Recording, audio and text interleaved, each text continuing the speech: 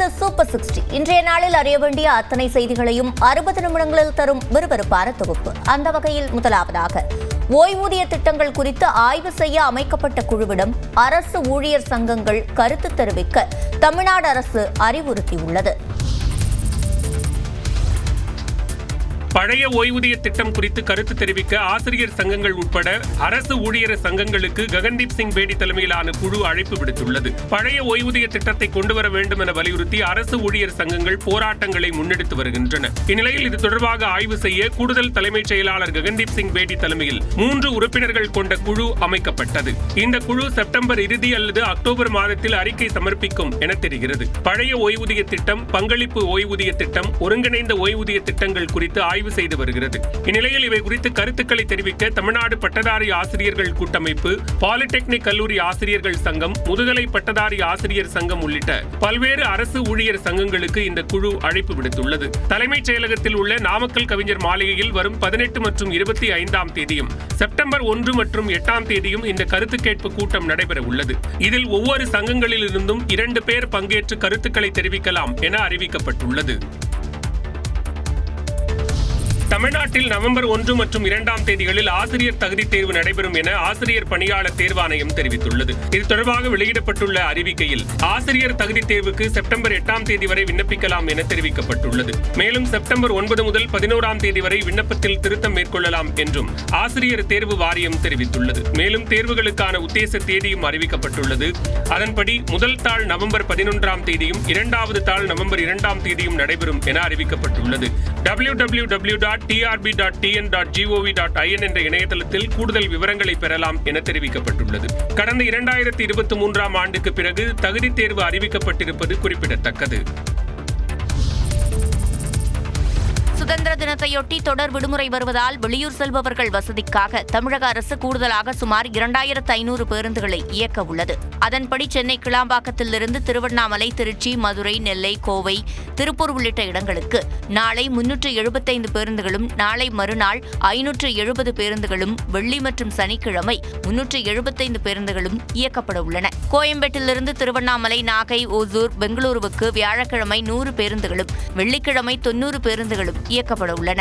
பெங்களூரு, திருப்பூர், ஈரோடு மற்றும் கோவை ஆகிய இடங்களிலிருந்து பல்வேறு இடங்களுக்கு செல்ல 200 சிறப்பு பேருந்துகள் இயக்க திட்டமிடப்பட்டுள்ளன. சென்னை மாதவரத்திலிருந்து வியாழன் மற்றும் வெள்ளி ஆகிய 2 நாட்களுக்கு 24 சிறப்பு பேருந்துகள் இயக்கப்பட உள்ளன. அதேபோல சொந்த ஊர்களுக்கு சென்ற மக்கள் சென்னை திரும்பி வர ஏதுவாக ஞாயிற்றுக்கிழமை 715 சிறப்பு பேருந்துகள் பட்டியலிடப்பட்டுள்ளன. கடைசி நேர கூட்ட நெரிசலை தவிர்க்க இணையதளம் மற்றும் செயலியில் முன்பதிவு செய்யவும் கேட்டுக் கொள்ளப்பட்டுள்ளது. வாக்கு திருட்டு புகாரில் எதிர்க்கட்சிகள் நடத்திய போராட்டத்தில் தலைநகரமே குலுங்கியது. வாக்குத்திருட்டு விவகாரத்தில் டெல்லியில் தேர்தல் ஆணையம் நோக்கி பேரணியாக செல்ல முயன்ற ராகுல் காந்தி உள்ளிட்ட இந்தியா கூட்டணி கட்சி எம்பிக்கள் கைது செய்யப்பட்டனர். வாக்காளர் பட்டியலில் நடந்த குளறுபடிகளை கண்டித்து டெல்லியில் நாடாளுமன்ற வளாகத்திலிருந்து தேர்தல் ஆணையம் நோக்கி இந்தியா கூட்டணி கட்சி எம்பிக்கள் பேரணியாக சென்றனர்.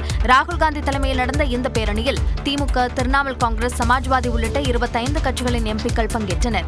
கனிமொழி, டி.ஆர். பாலு, திருச்சி சிவா, செல்வகணபதி, தமிழச்சி தங்கபாண்டியன், ஜோதிமணி உள்ளிட்ட தமிழக எம்பிக்கள் வாக்குத்திருட்டு என்ற வாசகம் அடங்கிய பதாகைகளை ஏந்தியபடி பேரணி சென்றனர்.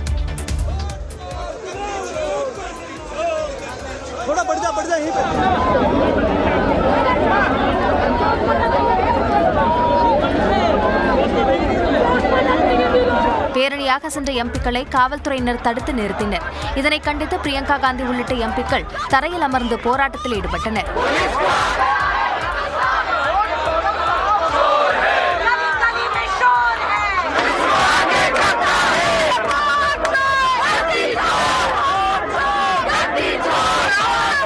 அகிலேஷ் யாதவ் உள்ளிட்ட எம்பிக்கள் காவல்துறை தடுப்புகளை தாண்டி குதித்து தேர்தல் ஆணையம் நோக்கி பேரணி செல்ல முயன்றதால் பரபரப்பு நிலவியது.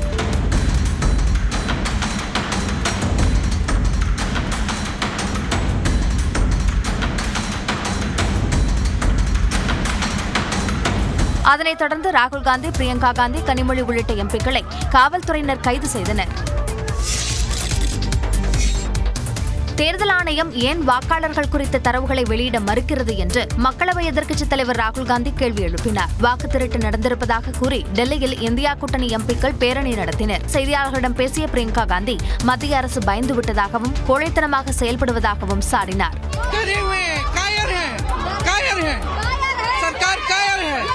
இந்த போராட்டம் அரசியல் ரீதியானது அல்ல என்றும் ஒருவருக்கு ஒரு வாக்கு என்பதை வலியுறுத்தியே போராடுவதாகவும் ராகுல் காந்தி தெரிவித்தார். एक्चुअली बात नहीं कर सकते, रियलिटी ये है क्योंकि सच्चाई देश के सामने है और ये जो लड़ाई है ये राजनीतिक नहीं है, ये कॉन्स्टिट्यूशन की लड़ाई है, कॉन्स्टिट्यूशन को बचाने की लड़ाई है, वन मैन वन वोट की लड़ाई है. மேலும் தேர்தல் ஆணையம் தரவுகளை வெளியிட்டாலே அனைத்து உண்மைகளும் வெளிவரும் என்றார். अरे भाई उन्हीं का डेटा है, वो अपने वेबसाइट से वही डेटा निकाल दें. मेरा डेटा थोड़ी है कि मैं साइन करूं, उनका डेटा है. आप उठाइए अपना डेटा, हमने आपको ही दिया है, आप उसको अपने वेबसाइट में लगा दीजिए, पता लग जाएगा आपको. मतलब डिस्ट्रैक्ट करने का काम है. இந்த நிலையில் பேரணி சென்ற எம்பிக்கள் கைது செய்யப்பட்டதற்கு தவிக தலைவர் விஜய் கண்டனம் தெரிவித்துள்ளார். எக்ஸ் பக்கத்தில் பதிவிட்டுள்ள அவர் அனைவருக்கும் நம்பிக்கை ஏற்படும் விதமாக சுதந்திரமான மற்றும் நியாயமான முறையில் தேர்தல் நடத்தப்பட வேண்டும் என்று வலியுறுத்தினார். நாட்டின் ஜனநாயகத்தை பட்டப்பகலில் பாஜக கொள்ளையடிப்பதை அமைதியாக பார்க்க மாட்டோம் என்று முதலமைச்சர் மு க ஸ்டாலின் தெரிவித்துள்ளார். வாக்கு திருட்டு தொடர்பாக ராகுல் காந்தி கூறிய குற்றச்சாட்டுகள் குறித்து முதலமைச்சர் தனது எக்ஸ் பக்கத்தில் பதிவிட்டுள்ளார். அதில் தேர்தல் ஆணையத்தை பாஜக தனது தேர்தல் மோசடி இயந்திரமாக மாற்றியிருப்பதாக விமர்சித்துள்ளார். இது நிர்வாக குறைபாடு அல்ல என்றும் மக்களின் ஆணையை திருடுவதற்கான திட்டமிட்ட சதி என்றும் சாடியுள்ளார். ராகுல் காந்தி கொடுத்துள்ள வாக்கு திருட்டு சான்றுகள் இந்த மோசடியை அம்பலப்படுத்துவதாக குறிப்பிட்டுள்ள முதலமைச்சர் கணினியால் படித்தறியக்கூடிய வடிவத்தில் அனைத்து மாநிலங்களின் வாக்காளர் பட்டியலை உடனடியாக வழங்க வேண்டும் என்றும் வலியுறுத்தியுள்ளார். அரசியல் ரீதியான நீக்குதல்களுக்கு முற்றுப்புள்ளி வைக்க வேண்டும் என்றும் ராகுல் காந்தியின் குற்றச்சாட்டு குறித்து சுதந்திரமான விசாரணை நடத்தப்பட வேண்டும் என்றும் வலியுறுத்தியுள்ள முதலமைச்சர் நாட்டின் ஜனநாயகத்தை பட்டப்பகலில் பாஜக கொள்ளையடிப்பதை அமைதியாக பார்க்க மாட்டோம் என்றும் திட்டவட்டமாக கூறியுள்ளார். 2026 சட்டமன்ற தேர்தலில் அதிமுகவின் தோல்வி மேற்கு மண்டலத்தில் தொடங்கும் என்று முதலமைச்சர் மு க ஸ்டாலின் சூளுரைத்துள்ளார். 2 நாட்கள் பயணமாக திருப்பூருக்கு வந்த முதலமைச்சர் மு க ஸ்டாலின் உடுமலைப்பேட்டையில் நேதாஜி மைதானத்தில் அரசு சார்பில் நடைபெற்ற நலத்திட்ட உதவிகள் வழங்கக்கூடிய நிகழ்ச்சியில் கலந்து கொண்டார். இதில் பேசிய முதலமைச்சர் அதிமுக ஆட்சியில் திருப்பூர் மாவட்டம் புறக்கணிக்கப்பட்டதாக விமர்சித்தார். உங்களுடன் ஸ்டாலின் திட்டம் சூப்பர் ஹிட் ஆனதை பொறுக்க முடியாமல் எதிர்க்கட்சித் தலைவர் எடப்பாடி பழனிசாமி நீதிமன்றம் சென்றதாகவும் முதலமைச்சர் விமர்சித்தார். மக்கள் நலத்திட்டங்களுக்கு தடை விதிக்க நீதிமன்றம் போனாரு. ஆனா நீதிமன்றம் என்ன சொன்னது? முன்னாள் அமைச்சர் சி.வி. சண்முகம் 10 லட்சம் ரூபாய் நன்கொடை தருமாறு மாண்புமிகு உச்ச நீதிமன்றம் ஃபைன் போட்டு அனுப்பிட்டாங்க. இது உங்களுக்கு அவமானமா இல்லையா? எடப்பாடி பழனிசாமி எந்த தைரியத்தில் மேற்கு மண்டலத்திலிருந்து பிரச்சார பயணத்தை தொடங்கினார் என்று முதலமைச்சர் கேள்வி எழுப்பினார். அதிமுகவோட 2026 தேர்தல் தோல்வி இங்கிருந்து தான் தொடங்க போகுது. முன்னதாக தமிழ்நாடு நகர்ப்புற வாழ்விட மேம்பாட்டு வாரியம் உள்ளிட்ட பல்வேறு துறைகள் நலத்திட்ட உதவிகளை முதலமைச்சர் மு க ஸ்டாலின் தொடங்கி வைத்தார். விவசாயிகளை பழிவாங்கும் அரசாக திமுக செயல்பட்டு வருவதாக அதிமுக பொதுச் செயலாளர் எடப்பாடி பழனிசாமி குற்றம் சாட்டியுள்ளார். இந்த மலர்களுக்கு உற்பத்தி செய்கின்ற இந்த கொய் மலர்கள் உற்பத்தி செய்வதற்கு நிறைய மானியம் கொடுத்தோம். அதிமுக ஆட்சியில் இருக்கும்போது நிறைய மானியம் கொடுத்து அந்த விவசாயிகளை ஊக்குவிச்சு அதனால மலர் சாகுபடி செய்கின்ற விவசாயிகள் தண்ணீர் பெறுகின்ற அளவிற்கு நல்ல லாபம் பெறுகின்ற அளவிற்கு அதிமுக ஆட்சியில நடவடிக்கை எடுக்கப்பட்டது. திமுக ஆட்சிக்கு வந்த பிறகு இந்த மானியத்தை நிறுத்திவிட்டார்கள். இப்படிப்பட்ட ஆட்சி தேவையா? கிருஷ்ணகிரி மாவட்டம் வேப்பனப்பள்ளி அடுத்த ராயக்கோட்டையில் அதிமுக பொதுச் செயலாளர் எடப்பாடி பழனிசாமி பிரச்சாரம் மேற்கொண்டார். அப்போது பேசிய அவர் அதிமுக ஆட்சி அமைந்ததும் 24 மணி நேரமும் விவசாயிகளுக்கு தடையில்லா மின்சாரம் வழங்கப்படும் என்றார். அரசியல் காழ்ப்புணர்ச்சியின் காரணமாக அனைத்து இந்திய அண்ணா திராவிட முன்னேற்ற கழக ஆட்சியில் கொண்டு வரப்பட்ட திட்டம் என்ற ஒரே காரணத்திற்காக விவசாயிகளை பழிவாங்கின்ற அரசாக இந்த விடியா திமுக அரசு இருக்கின்றது. மீண்டும் உங்களுடைய துணை கொண்டு அண்ணா திமுக ஆட்சி மனதுடன் இந்த சர்வதேச ஏல மையம் திறக்கப்படும். விவசாயிகளை வஞ்சிக்கும் அரசாக திமுக செயல்படுவதாக இபிஎஸ் விமர்சித்தார். திமுக ஆட்சியை அகற்றவே அதிமுக பாஜக கூட்டணி அமைத்ததாக எடப்பாடி பழனிசாமி தெரிவித்தார். வால்பாறை அருகே 6 வயது சிறுவனை தாக்கிக் கொன்ற கரடியை கூண்டு வைத்து பிடிக்க வேண்டும் என பொதுமக்கள் வலியுறுத்தியுள்ளனர். கோவை மாவட்டம் வால்பாறை அருகே வடமாநில தொழிலாளியின் 6 வயது மகன் கரடி தாக்கி உயிரிழந்த சம்பவம் சோகத்தை ஏற்படுத்தியுள்ளது.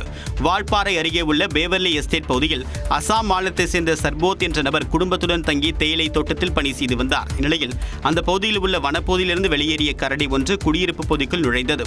அப்போது சர்போத்தின் 6 வயது மகனை கரடி தாக்கி இழுத்து சென்றதாக கூறப்படுகிறது. அதில் படுகாயமடைந்த சிறுவன் பரிதாபமாக உயிரிழந்தார்.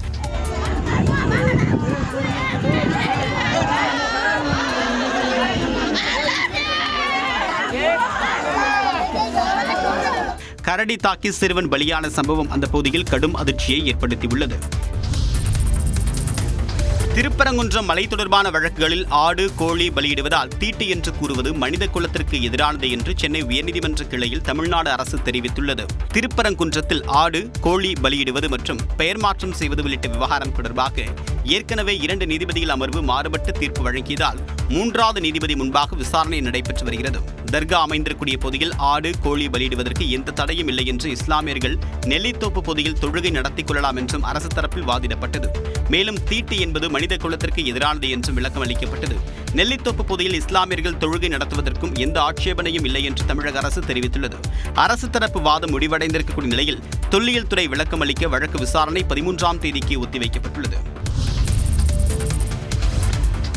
100 கோடி ரூபாய் மான நஷ்ட ஈடு கோரி தாக்கல் செய்த வழக்கில் கிரிக்கெட் வீரர் மகேந்திர சிங் தோனியின் வாக்குமூலத்தை பதிவு செய்ய வழக்கறிஞர் ஆணையரை நியமித்து சென்னை உயர்நீதிமன்றம் உத்தரவிட்டுள்ளது. IPL சூதாட்ட வழக்கு தொடர்பாக தொலைக்காட்சி விவாதத்தில் தனக்கு எதிராக அவதூறு கருத்துக்கள் கூறியதாக IPS அதிகாரி சம்பத்குமார், தனியார் தொலைக்காட்சி நிறுவனம் உள்ளிட்டோருக்கு எதிராக மான நஷ்ட ஈடு கோரி 2014ஆம் ஆண்டு சென்னை உயர்நீதிமன்றத்தில் தோனி வழக்கு தொடர்ந்திருந்தார். இந்த வழக்கு நீதிபதி CB கார்த்திகேயன் முன்பு மீண்டும் விசாரணைக்கு வந்தது. தோனி தரப்பில் தாக்கல் செய்யப்பட்ட மனுவில் வாக்குமூலம் அளிக்க முழு ஒத்துழைப்பு வழங்க தயாராக உள்ளதாக கூறப்பட்டது. பிரபலமானவர் என்பதால் மாஸ்டர் நீதிமன்றத்தில் வாக்குமூலம் அளிக்க நேரில் ஆஜரானால் குழப்பங்கள் ஏற்படும் என்றும் வாக்குமூலத்தை பதிவு செய்ய வழக்கறிஞர் ஆணையரை நியமிக்க வேண்டும் என்றும் கோரப்பட்டது. இந்த மனுவை ஏற்ற நீதிபதி தோனியின் வாக்குமூலத்தை பதிவு செய்ய வழக்கறிஞர் ஆணையரை தேர்வு செய்வதாக கூறியதோடு வாக்குமூல பதிவு முடிந்த பின் வழக்கு விசாரணைக்கு பட்டியலிடப்படும் என்றும் அறிவித்தார். திருவள்ளூர், ராணிப்பேட்டை மற்றும் நீலகிரி மாவட்டங்களில் இன்று கனமழைக்கு வாய்ப்பிருப்பதாக சென்னை வானிலை மையம் தெரிவித்துள்ளது.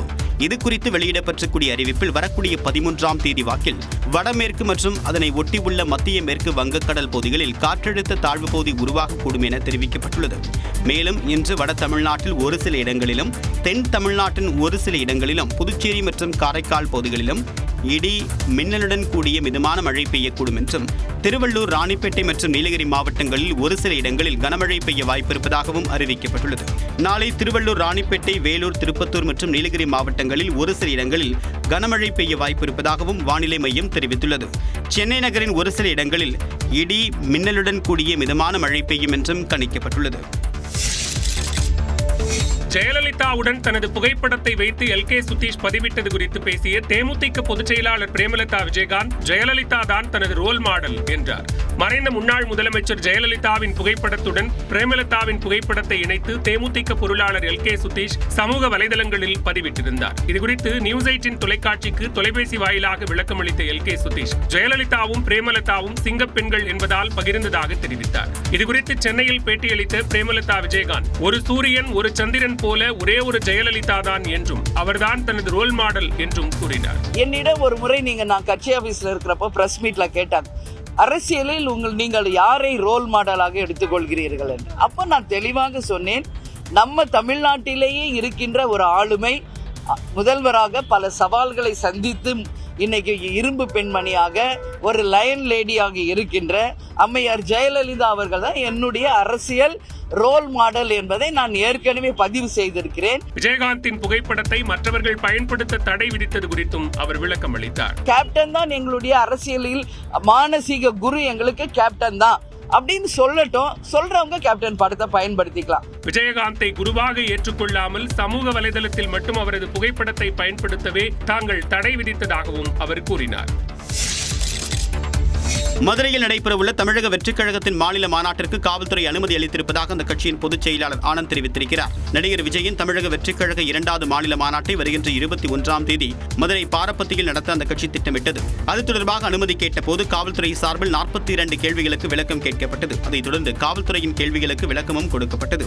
விளக்கம் கொடுத்து ஒரு வார காலமான நிலையில் தாவேகா பொதுச் செயலாளர் ஆனந்த் திருமங்கலம் ஏஎஸ்பியை சந்தித்து மாநாடு அனுமதி குறித்து பேச்சுவார்த்தை நடத்தினார். இந்நிலையில் மாநாட்டிற்கு அனுமதி கிடைத்திருப்பதாக ஆனந்த் தெரிவித்தார். 21ஆம் தேதி காவல்துறை அனுமதி வழங்கியிருக்கிறார்கள். தமிழக வெற்றிக் கழகத்தின் தலைவர் அவர்களின் அறிவுறுத்தலின்படி எல்லா விதமான ஏற்பாடுகளும் நாங்கள் செய்து கொண்டிருக்கிறோம். இத்தனை கேள்விக்கும் நாங்கள் அதுக்குண்டான பதிலை நாங்கள் கொடுத்துருக்குறோம். எல்லாமே ஃபுல்ஃபில் பண்ணியிருக்கிறோம். மாநாட்டு பணிகள் 70% நிறைவு பெற்றிருப்பதாகவும் அவர் விளக்கமளித்தார். திருவண்ணாமலை மாவட்டம் பர்வதமலையில் காட்டாற்று வெள்ளத்தில் அடித்து செல்லப்பட்ட சென்னையை சேர்ந்த 2 பேர் சடலமாக மீட்கப்பட்டனர். சென்னையை சேர்ந்த 15 பேர் திருவண்ணாமலை மாவட்டம் கலசப்பாக்கம் அருகே உள்ள பர்வதமலைக்கு ஆன்மீக சுற்றுலா சென்றனர். இவர்கள் மலை மீது ஏறி தரிசனம் முடித்துவிட்டு கீழே இறங்கி வந்தனர். அப்போது பர்வதமலையில் கொட்டி தீர்த்த மழையால் மலையடிவாரத்தில் உள்ள கால்வாயில் வெள்ளம் பெருக்கெடுத்து ஓடியது. இதன் காரணமாக சென்னையை சேர்ந்த பக்தர்கள் நீரோடையை கடக்க ஒருவரை ஒருவர் கைகோர்த்து சென்றனர். இதில் நிலை தடுமாறி விழுந்த வடபழனியை சேர்ந்த 36 வயதான தங்க தமிழ்ச்செல்வி, திருவேற்காட்டை சேர்ந்த 58 வயதான இந்திரா ஆகியோர் வெள்ளத்தில் அடித்து செல்லப்பட்டனர். தகவல் அறிந்து வந்த தீயணைப்புத் துறையினர் அவர்களை தேடக்கூடிய பணியில் ஈடுபட்டனர். மலை இடிவாரத்தில் வீரனார் கோவிலில் இருந்து 1/2 கிலோமீட்டர் தொலைவில் உள்ள தடுப்பணை அருகே இந்திராவின் உடலை சடலமாக மீட்டனர். பிறகு 4 மணி நேர தேடுதலுக்கு பிறகு காணாமல் போன இடத்தில் இருந்து 2.5 கிலோமீட்டர் தொலைவில் ஓடையில் தங்க தமிழ்ச்செல்வியின் உடல் மீட்கப்பட்டது. திருச்சி டிஐஜி வருண்குமார் உள்ளிட்ட 4 IPS அதிகாரிகளை பணியிட மாற்றம் செய்து தமிழ்நாடு அரசு உத்தரவிட்டுள்ளது. இதுகுறித்து தமிழ்நாடு அரசு வெளியிட்டக்கூடிய செய்திக்குறிப்பில், தமிழ்நாடு மின்சார உற்பத்தி மற்றும் பகிர்மான கழகத்தின் கண்காணிப்பு விழிப்புணர்வு பிரிவின் டிஜிபியாக இருந்து வந்த பிரமோத்குமார் குடிமக்கள் பாதுகாப்பு பிரிவின் டிஜிபியாக நியமிக்கப்பட்டுள்ளார். மாநில குற்றச்செயல்கள் பதிவுத்துறை கூடுதல் டிஜிபியாக இருந்த ஆயுஷ்மணி திவாரி தமிழ்நாடு மின்சார உற்பத்தி மற்றும் பகிர்மான கழகத்தின் கூடுதல் டிஜிபியாக நியமனம் செய்யப்பட்டுள்ளார். இதேபோல ஊர்காவல் படை பிரிவின் ஐஜியாக இருந்த ஜெயஸ்ரீ மாநில குற்றச்செயல்கள் பதிவுத்துறையின் ஐஜியாக நியமிக்கப்பட்டுள்ளார். திருச்சி சரக டிஐஜியாக இருந்த வருண்குமாரை சிபிசிஐடி டிஐஜியாக நியமித்து தமிழ்நாடு அரசு உத்தரவிட்டுள்ளது. சாலைகளில் சுற்றித் திரியும் தெருநாய்கள் மற்றும் கால்நடைகளை கட்டுப்படுத்த உரிய விரைவான நடவடிக்கை எடுக்க தமிழ்நாடு அரசுக்கு உயர்நீதிமன்ற மதுரை கிளை உத்தரவிட்டுள்ளது. இது தொடர்பான மனு நீதிபதிகள் SM சுப்பிரமணியம், அருள்முருகன் அமர்வில் விசாரணைக்கு வந்தது. அப்போது இருதரப்பு வாதங்களையும் கேட்ட நீதிபதிகள், தேநீர் கடை நடத்தி பல கோடிக்கு அதிபதியான ஒரு நபர் தெருநாய் கடித்ததில் பலியாகி இருப்பதாகவும் இதுபோன்ற பல சம்பவங்கள் உள்ளதாகவும் தெரிவித்தார். சாலையோரம் சுற்றித் திரியும் தெருநாய்களால் குழந்தைகள், முதியவர்கள், பெண்கள் மிகவும் பாதிக்கப்படுகின்றனர் என்றும் தமிழ்நாடு முழுவதும் பல உயிரிழப்புகள், விபத்துகள் ஏற்படுவதாகவும் நீதிபதி குறிப்பிட்டார். எனவே தெருநாய்களை கட்டுப்படுத்துவது குறித்து உச்சநீதிமன்றம் பிறப்பித்த உத்தரவின் அடிப்படையில் தமிழ்நாடு முழுவதும் தெருநாய்களை கட்டுப்படுத்த நடவடிக்கை எடுக்க வேண்டும் என்றும், இதுகுறித்து உள்ளாட்சி அமைப்புகள், அனைத்து மாவட்ட ஆட்சியர்கள், கால்நடைத்துறை உள்ளிட்ட அனைத்து துறை அதிகாரிகளுக்கும் தலைமைச் செயலாளர் சுற்றறிக்கை அனுப்ப வேண்டும் என்றும் நீதிபதிகள் உத்தரவிட்டனர். மேலும் இதுகுறித்து விரைவான நடவடிக்கை எடுக்க உத்தரவிட்டு வழக்கை நீதிமன்றம் முடித்து வைத்தது. டெல்லியில் நாடாளுமன்ற உறுப்பினர்களுக்காக கட்டப்பட்டுள்ள அதிநவீன 184 அடுக்குமாடி குடியிருப்புகளை பிரதமர் மோடி திறந்து வைத்தார். நாடாளுமன்ற உறுப்பினர்கள் டெல்லி செல்லும் போது தங்குவதற்காக மத்திய அரசு சார்பில் வீடு ஒதுக்கீடு செய்வது வழக்கம். அனைத்து எம்பிக்களுக்கும் அரசால் வீடு வழங்க முடியாத நிலையில் வாடகை வீட்டில் பலர் தங்கி வந்தனர். இதனால் அரசுக்கு 1000 கோடி ரூபாய்க்கு மேல் செலவாகி வந்தது. இந்நிலையில் டெல்லி பாபா கரக் சிங் மார்க் பகுதியில் பல்வேறு வசதிகளுடன் கூடிய அடுக்குமாடி குடியிருப்புகள் கட்டப்பட்டு வந்தன. இவற்றை திறந்து வைத்த பிரதமர் சிந்தூர் மரத்தையும் நட்டு வைத்தார்.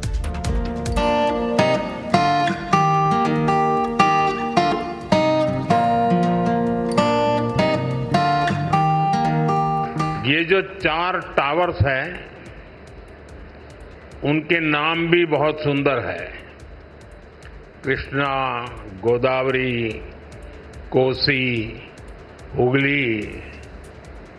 भारत की 4 महान नदियां. ஒவ்வொரு வீடும் தலா 5000 சதுரடி பரப்பளவில் விருந்தினர் அறை, அலுவலக அறை என விசாலமாக உள்ளது. மேலும் மாற்றுத்திறனாளிகளும் எளிதில் அணுகும் வகையிலும் நிலநடுக்கத்தை தாங்கும் வகையிலும் கட்டப்பட்டுள்ளன.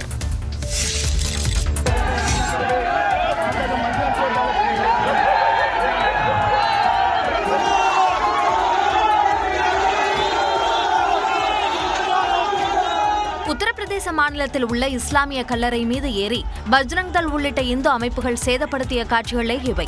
அந்த மாநிலத்தின் பதேபூர் பகுதியில் உள்ள சிவன் கோயிலுக்கு மேல் இஸ்லாமிய கல்லறை கட்டப்பட்டுள்ளதாக அந்த மாவட்ட பாஜக தலைவரான முக்கல் பால் வீடியோ ஒன்றை வெளியிட்டதாக தெரிகிறது. இதனையடுத்து இந்து அமைப்பினர் அந்த கல்லறைக்கு ஆயுதங்களுடன் சென்று சேதப்படுத்தினர்.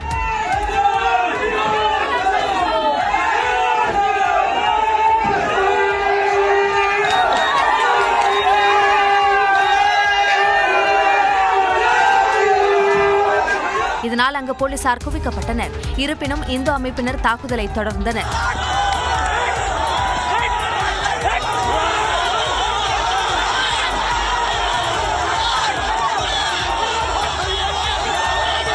இது பரபரப்பை ஏற்படுத்திய நிலையில் இந்த சம்பவத்திற்கு பல்வேறு தரப்பினர் கண்டனம் தெரிவித்துள்ளனர்.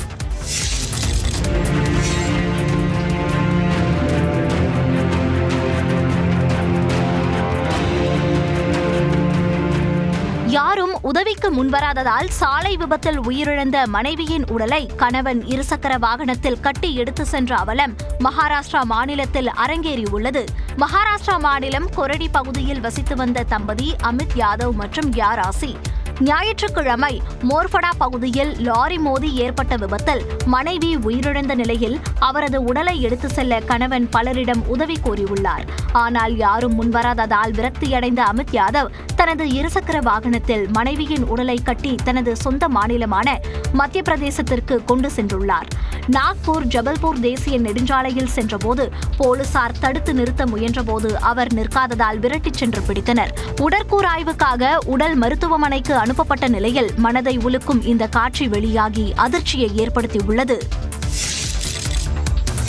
2 வாக்காளர் அட்டை வைத்திருந்த விவகாரத்தில் பீகார் துணை முதலமைச்சர் விஜயகுமார் சின்ஹா விளக்கமளிக்க தேர்தல் ஆணையம் நோட்டீஸ் அனுப்பியுள்ளது. பீகாரில் வரும் நவம்பர் மாதம் சட்டமன்ற தேர்தல் நடைபெறும் நிலையில் சிறப்பு தீவிர வாக்காளர் திருத்தப் பணிகளை தேர்தல் ஆணையம் மேற்கொண்டது. இதில் 65 லட்சம் வாக்காளர்களின் பெயர்கள் நீக்கப்பட்டது பெரும் சலசலப்பை ஏற்படுத்தியது. இந்நிலையில் பீகார் துணை முதலமைச்சர் விஜயகுமார் சின்ஹாவுக்கு லக்கிசாராய் மற்றும் பங்கிப்பூர் என 2 இடங்களில் வாக்காளர் அடையாள அட்டை இருப்பதாக பீகார் காங்கிரஸ் தலைவர் ராஜேஷ்குமார் தனது எக்ஸ் பக்கத்தில் பதிவிட்டார். இதனையடுத்து 2 இடங்களில் வாக்காளர் அடையாள அட்டை வைத்திருப்பது குறித்து ஆகஸ்ட் 14ஆம் தேதி மாலை 5 மணிக்குள் விளக்கம் அளிக்குமாறு பங்கிப்பூர் சட்டமன்ற தொகுதி தேர்தல் அதிகாரி நோட்டீஸ் அனுப்பியுள்ளார். முன்னதாக தீவிர சிறப்பு திருத்த பணிகள் மேற்கொள்ளப்பட்ட பிறகும் விஜயகுமார் சின்ஹாவின் பெயர் நீக்கப்படாததற்கு தேர்தல் ஆணையம் பொறுப்பா அல்லது துணை முதலமைச்சர் பொறுப்பா என்றும் ராஷ்டிரிய ஜனதாதளம் கட்சித் தலைவர் தேஜஸ்வி யாதவ் கேள்வி எழுப்பியிருந்தார். மேலும் விஜயகுமார் சின்ஹா மீது நடவடிக்கை எடுக்கப்படுமா அல்லது எதிர்க்கட்சியினர் மீது மட்டுமே நடவடிக்கை எடுக்கப்படுமா என்றும் தேஜஸ்வி யாதவ் கேள்வி எழுப்பியிருந்தார்.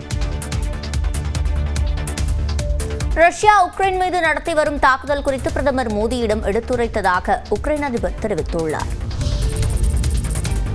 உக்ரைனில் அமைதி திரும்புவதற்கு மேற்கொள்ளப்படும் முயற்சிகளுக்கு இந்தியா ஆதரவளிக்கும் என்றும் அதற்கு தேவையான அனைத்து உதவிகளையும் செய்யும் என்றும் உக்ரைன் அதிபர் ஜெலன்ஸ்கியிடம் பிரதமர் மோடி தெரிவித்துள்ளார்.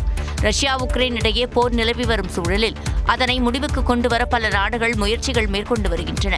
இந்நிலையில் போரை முடிவுக்கு கொண்டுவர அமெரிக்க அதிபர் டொனால்டு டிரம்ப் 15ஆம் தேதி ரஷ்ய அதிபர் புதினுடன் ஆலோசனை நடத்தவுள்ளார். இதனை வரவேற்பதாக இந்தியா அறிவித்த நிலையில் உக்ரைன் அதிபர் ஜெலன்ஸ்கியுடன் பிரதமர் நரேந்திர மோடி தொலைபேசி வாயிலாக பேசியுள்ளார். இதுகுறித்து தனது எக்ஸ் பக்கத்தில் கருத்து தெரிவித்துள்ள அதிபர் ஜெலன்ஸ்கி ரஷ்யா உக்ரைன் மீது நடத்தி வரும் தாக்குதல் குறித்து பிரதமர் மோடியிடம் எடுத்துரைத்ததாகவும் இந்த நெருக்கடியான சூழலில் போரை முடிவுக்கு கொண்டுவர உக்ரைன் எடுக்கும் முயற்சிகளுக்கு இந்தியா ஆதரவளிக்க வேண்டும் என வலியுறுத்தியதாகவும் கூறினார். இதேபோல தனது எக்ஸ் பக்கத்தில் கருத்து பதிவிட்டுள்ள பிரதமர் மோடி போரை விரைவாகவும் அமைதியான முறையிலும் முடிவுக்கு கொண்டுவர வேண்டிய அவசியம் குறித்து இந்தியாவின் விருப்பத்தை தெரிவித்ததாகவும் அதற்கு தேவையான அனைத்து உதவிகளையும் இந்தியா செய்யும் என உறுதியளித்ததாகவும் கூறியுள்ளார். பாகிஸ்தான் ராணுவ தலைமை தளபதி அணு ஆயுத எச்சரிக்கை விடுத்த நிலையில் பாகிஸ்தானின் மிரட்டலுக்கு ஒருபோதும் அஞ்ச மாட்டோம் என இந்தியா பதிலளித்துள்ளது. புளோரிடாவில் பேசிய பாகிஸ்தான் ராணுவ தலைமை தளபதி அசீம் முனீர் சிந்து நதியின் குறுக்கே இந்தியா அணை கட்டினால் அதனை ஏவுகணைகளை ஏவி அழிப்போம் என்றார். மேலும் பாகிஸ்தான் ஓர் அணு ஆயுத நாடு என்றும் தாங்கள் வீழ்த்தப்பட்டால் அமெரிக்காவுடன் இணைந்து உலகத்தையே பாதியாக்கி விடுவோம் என எச்சரித்தார். இதற்கு பதிலளித்துள்ள இந்திய வெளியுறவு அமைச்சரகம் அணு ஆயுதங்களை வைத்து வெற்று மிரட்டல் விடுப்பது பாகிஸ்தானின் வழக்கமான செயல்தான் என தெரிவித்துள்ளது. மேலும் பொறுப்பற்ற நாட்டிடம் அணுசக்தி இருப்பதாக தெரிவித்துள்ள வெளியுறவு அமைச்சகம், தீவிரவாதிகளுடன் இணைந்து செயல்படும் நாட்டிடம் அணுசக்தி இருப்பது குறித்து உலக நாடுகள் தான் முடிவு செய்ய வேண்டும் என்று தெரிவித்துள்ளது. மேலும் இந்தியாவின் நட்பு நாட்டிலிருந்து இதனை அசீம் முனீர் கூறியுள்ளது வருத்தம் அளிப்பதாகவும் வெளியுறவுத்துறை அமைச்சரகம் தெரிவித்துள்ளது. மேலும் இந்தியா ஒருபோதும் அணு ஆயுதங்களை வைத்து மிரட்டாது என்றும் தங்கள் நாட்டு பாதுகாப்புக்கான அனைத்து நடவடிக்கைகளும் தொடர்ந்து மேற்கொள்ளப்படும் என்றும் வெளியுறவுத்துறை குறிப்பிட்டுள்ளது. கிழக்கு காசா மீது இஸ்ரேல் நடத்திய தாக்குதலில் அல் ஜசீரா ஊடகவியலாளர்கள் 5 பேர் கொல்லப்பட்டுள்ளனர். காசாவில் உள்ள அல் ஷிஃபா மருத்துவமனைக்கு அருகிலிருந்த கூடாரம் மீது தாக்குதல் நடத்தப்பட்டதில் அல் ஜசீரா ஊடகவியலாளர் அனஸ் அல் ஷரீப் மற்றும் ஒளிப்பதிவாளர், ஓட்டுநர் என 5 பேர் உயிரிழந்தனர். இதற்கு ஊடக அமைப்புகளும் அல் ஜசீரா நிறுவனமும் கடும் கண்டனம் தெரிவித்துள்ள நிலையில், ஊடகவியலாளர் என்ற போர்வையில் இஸ்ரேல் மக்கள் மீதும் ராணுவம் மீதும் ஏவுகணை தாக்குதல் நடத்திய ஹமாஸ் குழுவின் தலைவர் அனஸ் அல் ஷரீப் கொல்லப்பட்டதாக இஸ்ரேல் ராணுவம் எக்ஸ் தளத்தில் விளக்கமளித்துள்ளது. தீவிரவாதத்திற்கான கேடயம் ஊடகம் இல்லை என்றும் இஸ்ரேல் ராணுவம் கூறியுள்ளது. முன்னதாக அனஸ் அல் ஷரீப் உயிருக்கு ஆபத்து இருப்பதாக பத்திரிகை சுதந்திர குழுவும் ஐநா வல்லுநர்களும் எச்சரித்திருந்தது குறிப்பிடத்தக்கது. நடிகை மீரா மிதுன் டெல்லி மனநல மருத்துவமனையில் அனுமதிக்கப்பட்டிருப்பதாக சென்னை மத்திய குற்றப்பிரிவு போலீசார் சென்னை முதன்மை அமர்வு நீதிமன்றத்தில் தெரிவித்துள்ளனர். பட்டியலினத்தவர் குறித்து அவதூறாக பேசி சமூக வலைதளங்களில் வீடியோ வெளியிட்டதாக தொடரப்பட்ட வழக்கு விசாரணைக்கு ஆஜராகாததால் நடிகை மீரா மிதுனுக்கு எதிராக சென்னை முதன்மை அமர்வு நீதிமன்றம் கடந்த 2022ஆம் ஆண்டு ஆகஸ்ட் மாதம் பிடிவாரண்ட் பிறப்பித்தது. இந்நிலையில் அவர் டெல்லியில் உள்ள காப்பகத்தில் இருப்பது தெரியவந்ததை அடுத்து அவரை கைது செய்து ஆஜர்படுத்த முதன்மை அமர்வு நீதிமன்றம் உத்தரவிட்டிருந்தது. இந்த வழக்கு சென்னை மாவட்ட முதன்மை அமர்வு நீதிமன்ற நீதிபதி எஸ் கார்த்திகேயன் முன்பாக விசாரணைக்கு வந்தபோது சென்னை மத்திய குற்றப்பிரிவு போலீசார் தரப்பில் வழக்கறிஞர் சுதாகர் அறிக்கை தாக்கல் செய்தார். இதில் மீரா மிதுன் டெல்லியில் உள்ள மனநல மருத்துவமனையில் அனுமதிக்கப்பட்டிருப்பதாகவும் அதனால் அவரை சென்னை அழைத்து வர இயலவில்லை என்றும் தெரிவிக்கப்பட்டிருந்தது. மேலும் உடல்நலம் மேம்பட்டு பயணத்திற்கு தகுதியானவர் என்று மருத்துவர்கள் சான்றளித்ததும் நேரில் ஆஜர்படுத்துவதாகவும் அறிக்கை தாக்கல் செய்யப்பட்டது. இதையடுத்து நீதிபதி வழக்கை தேதி குறிப்பிடாமல் ஒத்திவைத்தார். தமிழ்நாட்டில் முதல் முறையாக ஏசி மின்சார பேருந்து சேவை சென்னையில் தொடங்கப்பட்டுள்ளது. பெரும்பாக்கம் பணிமனையிலிருந்து 2ஆம் கட்ட மின்சார பேருந்து சேவையை துணை முதலமைச்சர் உதயநிதி ஸ்டாலின் கொடியசைத்து தொடங்கி வைத்தார். 55 குளிர்சாதன மின்சார பேருந்துகள் உட்பட 135 மின்சார பேருந்துகள் இயக்கப்படுவதன் மூலம் சென்னையில் முதல் முறையாக மின்சார குளிர்சாதன பேருந்துகள் மக்கள் பயன்பாட்டிற்கு கொண்டுவரப்பட்டுள்ளன. கடந்த ஜூன் 30ஆம் தேதி வியாசர்பாடி பணிமனையில் இருந்து மின்சார பேருந்து சேவையை முதலமைச்சர் மு க ஸ்டாலின் தொடங்கி வைத்த நிலையில் தற்போது 2வது கட்டமாக பெரும்பாக்கம் பணிமனையில் இருந்து தாழ்த்தள மின்சார பேருந்துகளை துணை முதலமைச்சர் உதயநிதி ஸ்டாலின் தொடங்கி வைத்துள்ளார். இதற்காக பெரும்பாக்கம் பணிமனையில் 49.56 கோடி ரூபாய் மதிப்பீட்டில் மின்சார பேருந்துகளுக்கான சார்ஜிங் பாயிண்ட்கள் அமைக்கப்பட்டுள்ளன. இது தவிர பணியாளர்களுக்கான ஓய்வறை, பராமரிப்பு கூடம், அலுவலக நிர்வாக கட்டடம் உள்ளிட்டவை புதுப்பிக்கப்பட்டுள்ளன. வியாசர்பாடி பணிமனையிலிருந்து 120 மின்சார பேருந்துகளும் பெரும்பாக்கம் பணிமனையிலிருந்து 135 பேருந்துகளும் என மொத்தம் 255 மின்சார பேருந்துகள் மக்கள் பயன்பாட்டிற்கு கொண்டு வரப்பட்டுள்ளன. சென்னையில் வியாசர்பாடி, பெரும்பாக்கம், சென்ட்ரல், பூந்தமல்லி, தண்டையார்பேட்டை ஆகிய 5 பணிமனைகளில் இருந்து மின்சார பேருந்துகள் இயக்கப்படும் என்று கூறப்பட்ட நிலையில் இதுவரை 2 பணிமனைகளிலிருந்து சேவை தொடங்கப்பட்டுள்ளது. பேச்சுவார்த்தையில் தீர்வு கிடைக்காத நிலையில் சென்னை ரிப்பன் மாளிகை முன்பு தூய்மை பணியாளர்கள் 11வது நாளாக போராட்டம் நடத்தினர். சென்னை மாநகராட்சியில் ராயபுரம், திருவிக நகர் மண்டலங்களில் தூய்மை பணிகளை தனியாருக்கு விட்டதை கண்டித்தும் பணி நிரந்தரம் கோரியும் ஏற்கனவே NULM திட்டம் மூலமாக வழங்கப்பட்ட தூய்மை பணியை தொடர வலியுறுத்தியும் தூய்மை பணியாளர்கள் இரவு பகலாக அங்கேயே தங்கி போராட்டத்தில் ஈடுபட்டு வருகின்றனர். 11வது நாளாக போராட்டத்தில் ஈடுபட்ட தூய்மை பணியாளர்களை தமிழ்நாடு காங்கிரஸ் கமிட்டி தலைவர் செல்வ பெருந்தகை சந்தித்து பேசினார். தொடர்ந்து செய்தியாளர்களை சந்தித்த செல்வ பெருந்தகை உலக நாடுகளுக்கு முன்மாதிரியான பல்வேறு திட்டங்களை செயல்படுத்தி வரும் முதலமைச்சர் தூய்மை பணியாளர்கள் விவகாரத்திலும் தீர்வு காண்பார் என்று நம்புவதாக கூறினார். ஆட்சி வந்தா வந்து பணி நிரந்தரம் செய்யறேன்னு சொன்னாங்க, வாக்குறுதியை நிறைவேற்றணும், அதனால தான் போராட்டம் பண்ணிட்டு சொன்னாங்க. ஆனா சேகர் பாபு என்ன சொல்றாங்கன்னா, நாங்க அப்படி ஒரு தேர்தல் வாக்குறுதியை கொடுக்கலன்னு சொல்றாரு. அதை எப்படி பாக்குறீங்க? தேர்தல் வாக்குறுதி கொடுத்தது புத்தகத்துல இருக்கு, அதை மறுக்க முடியாது. அப்படி இருந்ததுன்னா வாக்குறுதி தான் அது. மேலும் தொழிலாளர்களின் நலனுக்காக காங்கிரஸ் தொடர்ந்து துணை நிற்கும் என்றும் அவர் கூறினார். தூய்மை பணியாளர்களின் போராட்டத்திற்கு தமிழக வெற்றிக் கழகம் துணை நிற்கும் என்று அக்கட்சித் தலைவர் விஜய் தெரிவித்துள்ளார். தூய்மை பணியை தனியார்மயமாக்குவதை கண்டித்து போராட்டம் நடத்தி வரும் தூய்மை பணியாளர்கள் பனையூரில் உள்ள தாவேகா அலுவலகத்தில் அக்கட்சித் தலைவர் விஜயை சந்தித்தனர். சுமார் 1 மணி நேரத்திற்கு இந்த சந்திப்பு நடைபெற்றது. அப்போது தங்களுக்கு தேவையான சட்ட உதவிகள் செய்யப்படும் என்று விஜய் தெரிவித்ததாக போராட்டக்காரர்கள் கூறினர். எங்கள் பணி நிரந்தரத்தையும் இந்த கான்ட்ராக்ட் ராம்கி கான்ட்ராக்ட் போகிறத பற்றியும் அதிகமாக கேட்டேன். இதுகுறித்து தனது எக்ஸ் பக்கத்தில் பதிவிட்டுள்ள விஜய், தூய்மை பணிகளை தனியாருக்கு தாரை பார்ப்பது அவர்களின் வாழ்வாதாரத்தை நாசமாக்கும் நடவடிக்கை என்றும் அதனை வன்மையாக கண்டிப்பதாகவும் தெரிவித்தார். தங்கள் வாழ்வாதாரத்தை காக்க இரவு பகலாக போராட்டம் நடத்தி வரும் தூய்மை பணியாளர்களின் அறப்போராட்டத்தை தவேகா முழுமையாக ஆதரிப்பதாகவும் விஜய் தனது பதிவில் குறிப்பிட்டுள்ளார். திருவண்ணாமலையில் மாமியாரின் கழுத்தை நெரித்து கொலை செய்துவிட்டு மருமகள் காவல் நிலையத்தில் சரணடைந்தது அதிர்ச்சியை ஏற்படுத்தியுள்ளது. கீழ்பெண்ணாத்தூர் அடுத்த வேட்டவலம் அண்ணாநகர் பகுதியைச் சேர்ந்தவர் 79 வயதான ஐயம்மாள். இவருக்கும் இவரது மருமகள் தேவிக்கும் கடந்த 3 ஆண்டுகளாக மாமியார் மருமகள் சண்டை இருந்து வந்ததாக கூறப்படுகிறது. அந்த வகையில் கடந்த சில நாட்களுக்கு முன்னும் சண்டை ஏற்பட்டதாக தெரிகிறது. இந்நிலையில் ஞாயிற்றுக்கிழமை இரவு மாமியார் ஐயம்மாளை மருமகள் தேவி தலைமுடியை பிடித்து தாக்கியும் கழுத்தை நெரித்தும் கொலை செய்துள்ளார். பின்னர் வேட்டவலம் காவல் நிலையத்திற்கு சென்று சரணடைந்துள்ளார். ஐயம்மாள் வீட்டிற்கு சென்று உடலை மீட்ட காவலர்கள் பிரேத பரிசோதனைக்காக திருவண்ணாமலை அரசு மருத்துவக் கல்லூரி மருத்துவமனைக்கு அனுப்பி வைத்தனர். மாமியாரை மருமகள் கொலை செய்த சம்பவம் வேட்டவலம் பகுதியில் பரபரப்பை ஏற்படுத்தியுள்ளது. கவின் ஆணவ கொலை வழக்கில் கைது செய்யப்பட்டுள்ள தந்தை மற்றும் மகனை 2 நாட்கள் காவலில் விசாரிக்க சிபிசிஐடிக்கு நீதிமன்றம் அனுமதி வழங்கியுள்ளது. திருநெல்வேலியில் ஐடி ஊழியர் கவின் கடந்த 27ஆம் தேதி வெட்டி கொலை செய்யப்பட்டார். இந்த சம்பவம் தொடர்பாக அவர் காதலித்ததாக கூறப்படும் பெண்ணின் சகோதரன் சுர்ஜித் மற்றும் அவரது தந்தை உதவி ஆய்வாளர் சரவணன் ஆகியோர் கைது செய்யப்பட்டு பாளையங்கோட்டை சிறையில் அடைக்கப்பட்டனர். சுர்ஜித் மீது குண்டர் தடுப்புச் சட்டத்தின் கீழ் நடவடிக்கை எடுக்கப்பட்டுள்ள நிலையில் வழக்கு சிபிசிஐடி வசம் ஒப்படைக்கப்பட்டது. இந்நிலையில் சிபிசிஐடி போலீசார் தந்தை மகன் இருவரையும் காவலில் எடுத்து விசாரிக்க கடந்த 7ஆம் தேதி திருநெல்வேலி மாவட்ட வன்கொடுமை தடுப்பு நீதிமன்றத்தில் மனு தாக்கல் செய்திருந்தனர். இந்த வழக்கு விசாரணை நீதிபதி ஹேமா முன்பு விசாரணைக்கு வந்தது. சிபிசிஐடி தரப்பில் இருவரிடமும் விசாரணை மேற்கொள்ள 5 நாட்கள் அவகாசம் கேட்டு வாதிடப்பட்டது. சுர்ஜித் தரப்பில் சிபிசிஐடி காவலுக்கு செல்ல மறுப்பு தெரிவிக்கப்பட்ட நிலையில் 2 நாட்கள் காவல் வழங்கி நீதிபதி உத்தரவிட்டுள்ளார். மேலும் ஆகஸ்ட் 13ஆம் தேதி நீதிமன்றத்தில் ஆஜர்படுத்த வேண்டும் என்றும் நீதிபதி உத்தரவிட்டுள்ளார். உள்நோக்கமின்றி பெண்ணின் கையை பிடித்து இழுத்தது குற்றமாகாது என கூறியுள்ள உயர்நீதிமன்ற மதுரை கிளை வன்கொடுமை வழக்கில் விதிக்கப்பட்ட சிறை தண்டனையை ரத்து செய்து உத்தரவிட்டுள்ளது. மதுரை மாவட்டம் சோழவந்தானைச் சேர்ந்தவர் முருகேசன். இவர் கடந்த 2015ஆம் ஆண்டு நெடுங்குளம் பகுதியில் கால்நடைகளை மேய்ச்சலுக்கு விட்டிருந்த திருமணமாகாத மனநலம் பாதிக்கப்பட்ட பெண்ணின் கையை பிடித்து இழுத்ததாக பெண்ணின் தாயார் சோழவந்தான் காவல் நிலையத்தில் புகார் அளித்தார். அதன் பேரில் SC/ST வன்கொடுமை தடுப்புச் சட்டத்தின் கீழ் வழக்கு பதிவு செய்து முருகேசனை காவல்துறையினர் கைது செய்தனர். இந்த வழக்கை விசாரித்த மதுரை சிறப்பு நீதிமன்றம் முருகேசனுக்கு 3 ஆண்டு சிறை தண்டனை விதித்து 2018ஆம் ஆண்டில் தீர்ப்பளித்தது. இதை ரத்து செய்யக்கோரி முருகேசன் உயர்நீதிமன்ற மதுரை கிளையில் மேல்முறையீடு செய்தார். இந்த மனுவை விசாரித்த நீதிபதி மஞ்சுளா, ஒரு பெண்ணின் கையை ஒரு ஆண் பிடித்து இழுப்பது என்பது அப்பெண்ணின் கண்ணியத்தை பாதிக்கும் செயலாகும் என்று கருத்து தெரிவித்தார். இருப்பினும் உள்நோக்கம் இல்லாமல் கையை பிடித்து இழுப்பது அந்த பெண்ணை அவமதிப்பது ஆகாது என்றும் அது குற்றமும் இல்லை என்றும் கூறினார். இந்த வழக்கில் பாதிக்கப்பட்டதாக கூறப்படும் பெண்ணை தொந்தரவு செய்ய வேண்டும் என்ற உள்நோக்கத்துடன் மனுதாரர் கையை பிடித்து இழுத்தார் என்பதற்கு எந்த ஆதாரமும் இல்லை என்று கூறிய நீதிபதி முருகேசனுக்கு விசாரணை நீதிமன்றம் வழங்கிய 3 ஆண்டு சிறை தண்டனையை ரத்து செய்து உத்தரவிட்டார்.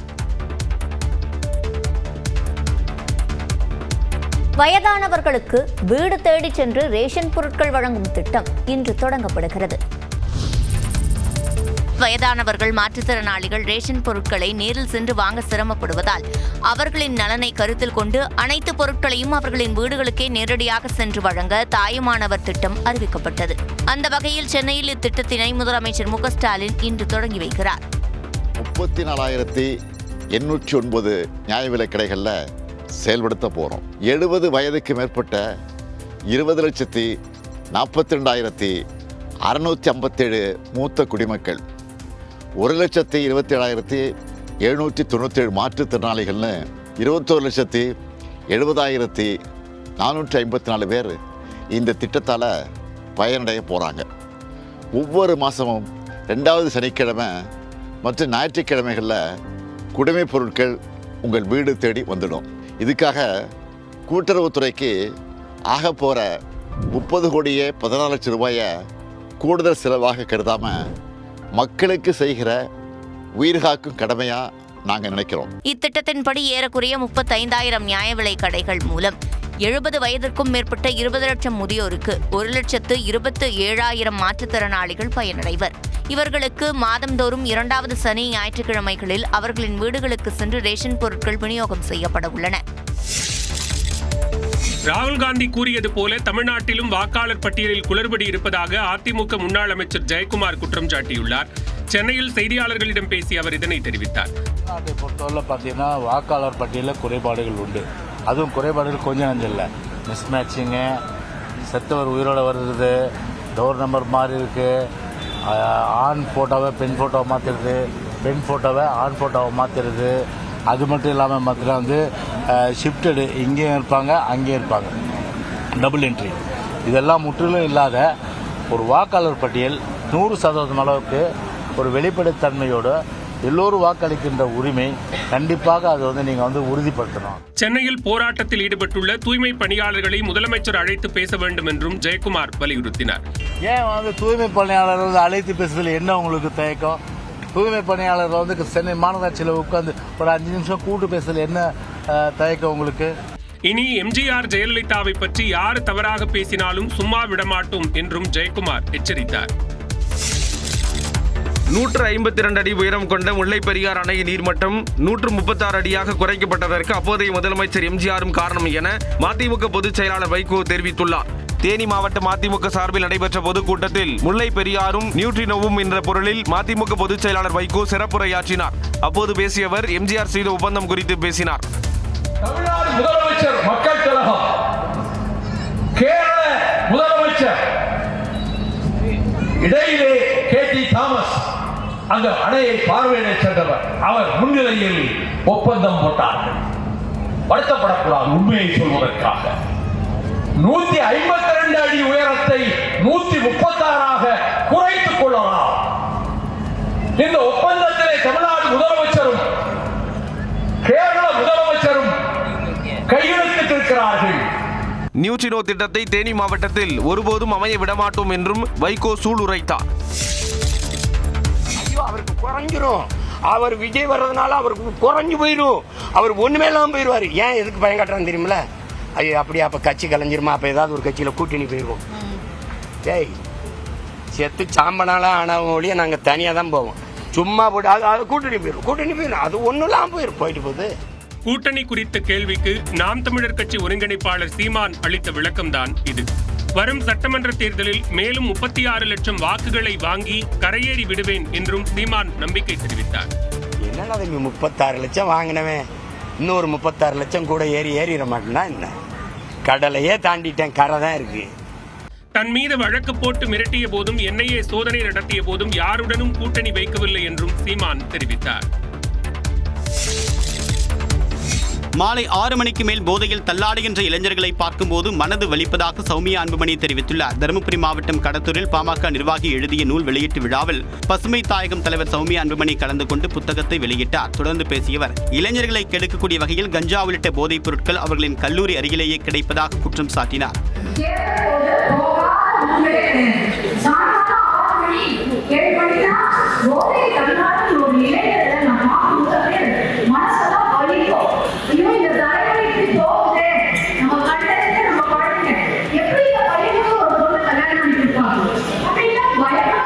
மாலை 6 மணிக்கு பெண்கள் வீட்டுக்கு வர வேண்டும் என்கிற கட்டுப்பாடு ஆண்களுக்கும் விதிக்க வேண்டும் என்றும் பெண்களைப் போல ஆண்களுக்கு சமைக்க கற்றுக் கொடுக்க வேண்டும் என்றும் சௌமியா அன்புமணி கூறினார். பொதுமக்களுக்கு இடையூறு விளைவிக்கக்கூடிய வகையில் பொது இடங்களில் மது அருந்துபவர்களை தடுக்க தமிழ்நாடு முழுவதுமாக ரோந்து பணிகளை மேற்கொள்ள வேண்டும் என்று காவல்துறைக்கு சென்னை உயர்நீதிமன்றம் உத்தரவிட்டுள்ளது. பொது இடங்களில் மது அருந்துபவர்களை கட்டுப்படுத்த நடவடிக்கை எடுப்பதோடு மது விற்பனையை கட்டுப்படுத்தவும் உத்தரவிடக் கோரி அரியலூர் மாவட்டத்தை சேர்ந்த ராமசாமி என்பவர் மனு தாக்கல் செய்திருந்தார். இந்த மனு நீதிபதி கிருஷ்ணன் ராமசாமி முன்பாக விசாரணைக்கு வந்தபோது பொது இடங்களில் மது அருந்துபவர்களை தடுக்க மேற்கொள்ள வேண்டிய நடவடிக்கைகள் குறித்து அனைத்து காவல் நிலைய அதிகாரிகளுக்கும் சுற்றறிக்கை அனுப்பப்பட்டுள்ளதாக டிஜிபி தரப்பில் தெரிவிக்கப்பட்டது. இந்த செயலுக்கு பாராட்டு தெரிவித்த நீதிபதி கிருஷ்ணன் ராமசாமி பொது இடங்களில் மது அருந்தக்கூடிய நபர்கள் குறித்து புகார் தெரிவிக்க தொலைபேசி எண் வழங்க வேண்டும் என்று தெரிவித்தார். மேலும் மதுபான கடைக்கு ஒதுக்கப்பட்ட இடம் அல்லது மதுபான கடை வளாகத்திற்குள் உள்ள இடத்தை தவிர பொது இடங்களில் மது அருந்துவதை கட்டுப்படுத்த அவ்வப்போது போலீசார் ரோந்து பணியை மேற்கொள்ள வேண்டும் என்றும் உத்தரவிட்டார். பொதுமக்களின் புகார்கள் மீது நடவடிக்கை எடுக்க தவறக்கூடிய அதிகாரிகள் மீது டிஜிபி ஒழுங்கு நடவடிக்கை எடுக்க வேண்டும் என்றும் உத்தரவிட்டார். சைவம், வைணவம் மற்றும் பெண்கள் குறித்து சர்ச்சைக்குரிய வகையில் பேசியதாக முன்னாள் அமைச்சர் பொன்முடிக்கு எதிராக அளிக்கப்பட்ட புகார்களின் விசாரணையை சிறப்பு புலனாய்வு குழு அல்லது சிபிஐக்கு மாற்ற வேண்டும் என சென்னை உயர்நீதிமன்றத்தில் மனு தாக்கல் செய்யப்பட்டுள்ளது. சைவம், வைணவம் மற்றும் பெண்கள் குறித்து சர்ச்சைக்குரிய வகையில் பேசியதாக முன்னாள் அமைச்சர் பொன்முடிக்கு எதிராக புகார்கள் அளிக்கப்பட்டன. இந்த புகார்களை விசாரித்த சைபர் கிரைம் போலீசார் அந்த புகார்களில் முகாந்திரம் இல்லை என கூறி அவற்றை முடித்து வைத்தனர். இந்த நிலையில் பொன்முடிக்கு எதிராக புகார் அளித்தவர்களில் ஒருவரான பாஜகவை சேர்ந்த வழக்கறிஞர் GS மணி சென்னை உயர்நீதிமன்றத்தில் மனு ஒன்றை தாக்கல் செய்துள்ளார். அதில் முன்னாள் அமைச்சர் பொன்முடிக்கு எதிராக அளிக்கப்பட்ட புகார்கள் குறித்து முறையாக விசாரணை நடத்தப்படாமலேயே முடித்து வைக்கப்பட்டுள்ளதாக கூறியுள்ளார். முன்னாள் அமைச்சர் பொன்முடி முதலமைச்சருக்கு நெருக்கமானவர் என்பதால் அவர் மீது வழக்கு பதிவு செய்ய போலீசார் தயங்குவதாகவும் மனுவில் குற்றம் சாட்டியுள்ளார். எனவே பொன்முடி மீதான புகார்களை முடித்து வைத்த உத்தரவை ரத்து செய்துவிட்டு அவர் மீது அளிக்கப்பட்ட புகார்களின் விசாரணையை சிறப்பு புலனாய்வு குழு அல்லது சிபிஐக்கு மாற்ற வேண்டும் என மனுவில் கோரிக்கை வைக்கப்பட்டுள்ளது. இந்த மனு நீதிபதி என் சதீஷ்குமார் முன்பு விரைவில் விசாரணைக்கு வர உள்ளது. புதிய வருமான வரி மசோதா மக்களவையில் நிறைவேற்றப்பட்டுள்ளது. நாடாளுமன்ற மக்களவையில் புதிய வருமான வரி மசோதாவை மத்திய நிதியமைச்சர் நிர்மலா சீதாராமன் தாக்கல் செய்தார். 1961 வருமான வரி சட்டத்திற்கு மாற்றாக கடந்த பிப்ரவரி மாதத்தில் புதிய வருமான வரி மசோதாவை நாடாளுமன்றத்தில் மத்திய அரசு தாக்கல் செய்தது. இந்த மசோதா மீது விமர்சனங்கள் எழுந்த நிலையில் தேர்வுக்குழுவுக்கு அனுப்பப்பட்டது. தொடர்ந்து கடந்த ஆகஸ்ட் 8ஆம் தேதி பிரதமர் மோடி தலைமையில் நடைபெற்ற அமைச்சரவை கூட்டத்தில் இந்த மசோதாவை திரும்பப் பெற முடிவு செய்யப்பட்டது. மேலும் பாஜக MP பைஜெயந்த் பாண்டா தலைமையிலான தேர்வுக்குழு அளித்த பரிந்துரைகளின்படி மாற்றம் செய்யப்பட்டு புதிய மசோதா தாக்கல் செய்யப்படும் என அறிவிக்கப்பட்டது. அதன்படி மக்களவையில் புதிய வருமான வரி மசோதாவை மத்திய நிதியமைச்சர் நிர்மலா சீதாராமன் தாக்கல் செய்தார். தேர்வுக்குழு அளித்த 285 பரிந்துரைகளும் ஏற்றுக்கொள்ளப்பட்டு இந்த புதிய மசோதா உருவாக்கப்பட்டுள்ளதாகவும் புதிய வருமான வரி விதிமுறைகளை புதுப்பித்து சீரமைக்கும் நோக்கில் இந்த மசோதா தாக்கல் செய்யப்பட்டிருப்பதாகவும் மத்திய நிதியமைச்சர் நிர்மலா சீதாராமன் தெரிவித்தார். யாருக்கும் சந்தேகம் வராத வகையில் கொலை செய்வது எப்படி என யூடியூபை பார்த்த மனைவி கள்ளக்காதலனுடன் சேர்ந்து கணவனை கொலை செய்த சம்பவம் தெலங்கானாவில் அரங்கேறியுள்ளது. தெலங்கானா மாநிலம் கரீம்நகரைச் சேர்ந்தவர் ஜலவேணி சம்பத். துப்புரவு பணியாளரான இவர் குடித்துவிட்டு மனைவி ரமாதேவியிடம் அடிக்கடி பணம் கேட்டு தொந்தரவு செய்து வந்துள்ளார். இந்நிலையில் மாவு வியாபாரம் செய்து வந்த ரமாதேவிக்கு ராஜையா என்பவருடன் திருமணத்தை மீறிய உறவு ஏற்பட்டுள்ளது. எனவே கணவரை கொலை செய்ய திட்டம் போட்டவர் யாருக்கும் சந்தேகம் வராத வகையில் கொலை செய்வது எப்படி என யூடியூபில் தேடியுள்ளார். அதன்படி காதில் பூச்சி மருந்தை ஊற்றி கொலை செய்யலாம் என ராஜையாவிடம் கூற அவரும் அவரது நண்பரும் ஜலவேணி சம்பத்தை மதுக்குடிக்க அழைத்துச் சென்று காதில் மருந்தை ஊற்றி கொலை செய்துள்ளனர். ரமாதேவி மீது சந்தேகம் ஏற்பட்டு போலீசார் விசாரணை மேற்கொண்டதில் உண்மை அம்பலமான நிலையில் ரமாதேவி, ராஜையா, அவரின் நண்பர் ஸ்ரீனிவாஸ் ஆகிய மூவரை போலீசார் கைது செய்தனர்.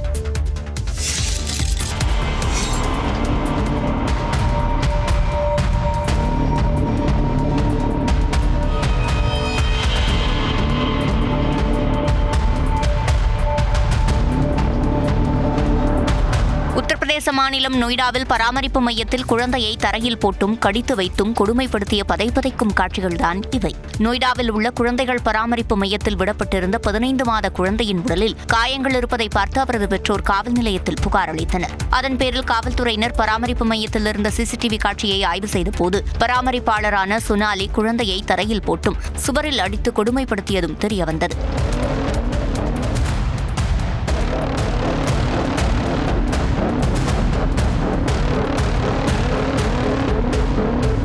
மேலும் குழந்தையை அடித்தும் காலில் கடித்து வைத்தும் கொடுமைப்படுத்தியுள்ளார். அதைத் தொடர்ந்து சுனாலியை காவல்துறையினர் கைது செய்தனர். மேலும் குழந்தை பராமரிப்பு மைய உரிமையாளர் சாரு மீது 2 பிரிவுகளில் வழக்கு பதிவு செய்யப்பட்டுள்ளது. காயமடைந்த குழந்தைக்கு மருத்துவமனையில் தீவிர சிகிச்சை அளிக்கப்பட்டு வருகிறது.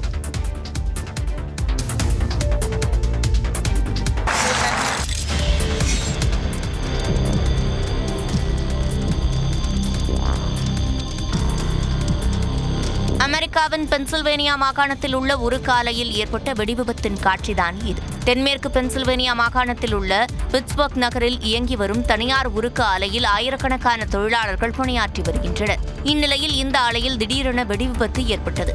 இதனையடுத்து ஆலையிலிருந்து வெளியேறிய கரும்புகையால் அப்பகுதி முழுவதும் புகை மண்டலமாக மாறியது.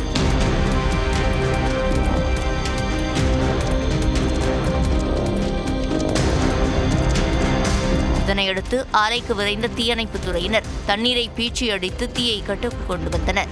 இந்த வெடிவிபத்தில் ஆலையில் பணியாற்றிக் கொண்டிருந்த தொழிலாளி ஒருவர் உயிரிழந்த நிலையில் 10க்கும் மேற்பட்டோர் காயமடைந்தனர்.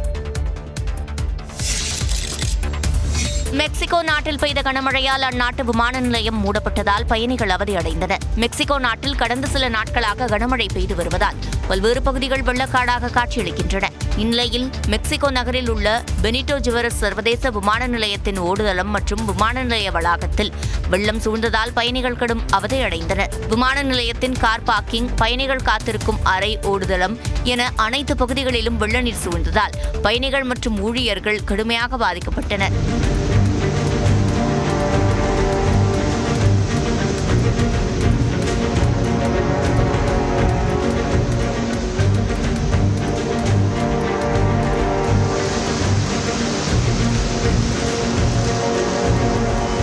இதனையடுத்து விமான நிலையத்தை தற்காலிகமாக மூடுவதாக அதிகாரிகள் அறிவித்தனர். இதனைத் தொடர்ந்து ராட்சத பம்புகளால் மழை நீர் வெளியேற்றப்பட்டது. சில மணி நேரங்களுக்கு பிறகு ஒரு சில ஓடுதளம் மட்டும் திறக்கப்பட்டு விமான சேவை தொடங்கப்பட்டது. ஸ்பெயின், குரேஷியா உள்ளிட்ட ஐரோப்பிய நாடுகளில் கடும் வெயில் காரணமாக காட்டுத்தீ கட்டுக்கடங்காமல் பரவி வருகிறது. ஸ்பெயின் தலைநகர் மேட்ரிட் அருகே உள்ள மென்ரிடா வனப்பகுதியில் கடந்த 2 வாரத்திற்கு முன் காட்டுத்தீ ஏற்பட்டது.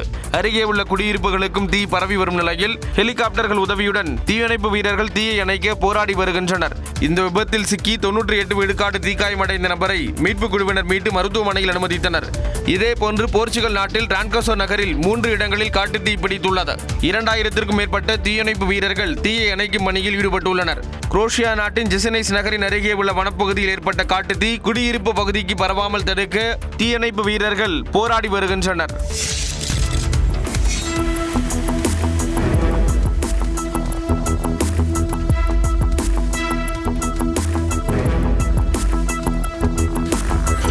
மெக்சிகோவில் நடந்த பழமையான கார்களின் அணிவகுப்பை கார் பிரியர்கள் உற்சாகமாக கண்டுகளித்த காட்சிதான் இது. மெக்சிகோ தலைநகர் மெக்சிகோ சிட்டியில் பல்வேறு மாடல்களைச் சேர்ந்த பழமையான கார்களின் கண்காட்சி மற்றும் அணிவகுப்பு நடைபெற்றது. இதில் நூற்றாண்டுகள் பழமையான 300க்கும் மேற்பட்ட கிளாசிக் கார்கள் பந்தய பாதையில் அழகுற சென்றது பார்வையாளர்களை கவர்ந்தது.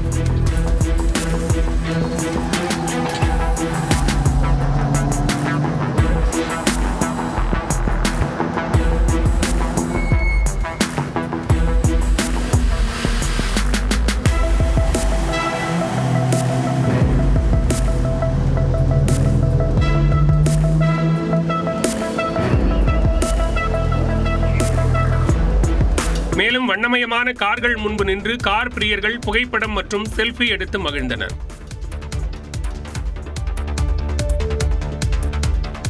பாடகர் யேசுதாஸ் குறித்து சர்ச்சைக்குரிய கருத்து தெரிவித்த நடிகர் விநாயகன் வழக்கில் சிக்கியுள்ளார். அரசியல் தலைவர்கள் மற்றும் சக திரைத்துறையினர் குறித்து அவதூறு கருத்து தெரிவித்த வழக்கில் ஜெயிலர் பட வில்லன் நடிகர் விநாயகனிடம் கேரள சைபர் கிரைம் காவல்துறையினர் விசாரணை நடத்தினர். மலையாள திரையுலகில் பிரபல வில்லன் நடிகரான விநாயகன் தனது சமூக வலைதளத்தில் கருத்துக்கள் கூறுவதன் மூலம் அவ்வப்போது சர்ச்சையில் சிக்குவதை வழக்கமாக கொண்டுள்ளார். அந்த வகையில் அண்மையில் இயக்குனர் அடூர் கோபாலகிருஷ்ணன் கேரள திரைப்பட மாநாட்டில் பேசிய கருத்து தொடர்பாக விநாயகன் சர்ச்சைக்குரிய வகையில் கருத்து பதிவிட்டிருந்தார். இதேபோன்று மறைந்த முன்னாள் முதலமைச்சர் உம்மன் சாண்டி, பாடகர் சுதாஸ், பெண் பத்திரிகையாளர் உள்ளிட்டோர் குறித்து அவதூறாக கருத்து தெரிவித்ததாக விநாயகன் மீது பல்வேறு காவல் நிலையத்தில் புகார் அளிக்கப்பட்டது. இந்த வழக்குகள் தொடர்பாக நடிகர் விநாயகனுக்கு சைபர் கிரைம் காவல்துறையினர் சம்மன் அனுப்பியிருந்தனர்.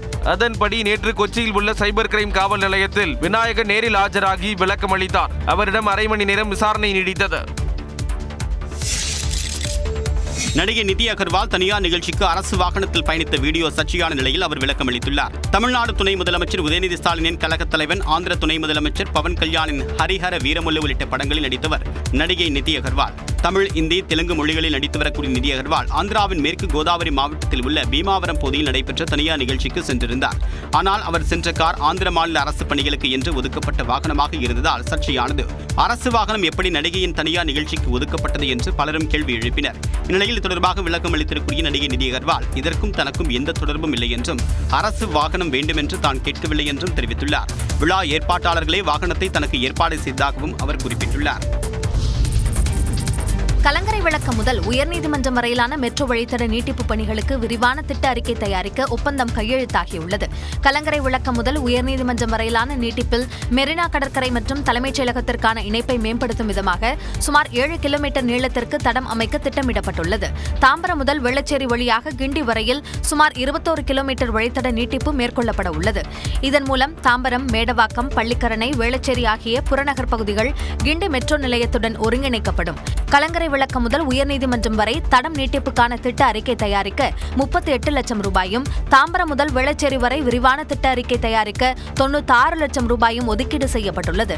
மேலும் அறிக்கை சமர்ப்பிப்பதற்கு 120 நாட்கள் கால அவகாசம் நிர்ணயிக்கப்பட்டுள்ளது.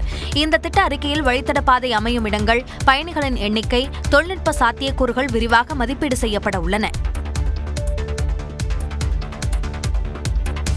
தொழில் முதலீடுகளை ஈர்ப்பதற்காக முதலமைச்சர் மு க ஸ்டாலின் இங்கிலாந்து, ஜெர்மனி நாடுகளுக்கு செல்கிறார். தொழில் முதலீடுகளை ஈர்ப்பதற்காக முதலமைச்சர் மு க ஸ்டாலின் இம்மாத இறுதியில் இங்கிலாந்து மற்றும் ஜெர்மனி நாடுகளுக்கு பயணம் மேற்கொள்ள உள்ளார்.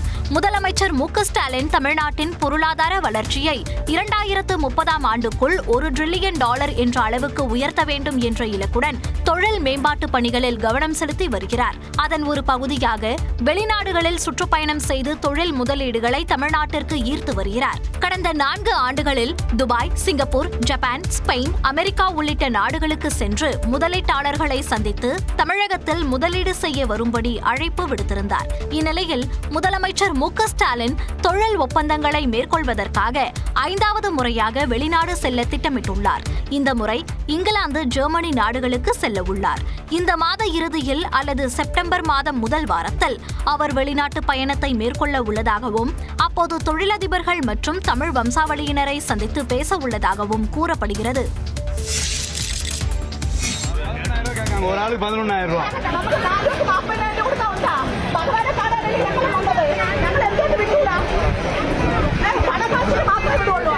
திருச்செந்தூர் முருகன் கோயிலில் சாமி தரிசனம் செய்ய 11,000 ரூபாய் கேட்டதாக கோயில் ஊழியர்களிடம் கேரள பக்தர்கள் வாக்குவாதம் செய்த காட்சிகள்தான் இவை. திருச்செந்தூர் சுப்பிரமணிய சாமி கோயிலில் 100 ரூபாய் கட்டண தரிசனம், பொது தரிசனம் மற்றும் மூத்த குடிமக்கள் தரிசனம் என 3 வரிசைகளில் சாமி தரிசனம் செய்ய பக்தர்கள் அனுமதிக்கப்பட்டு வருகின்றனர்.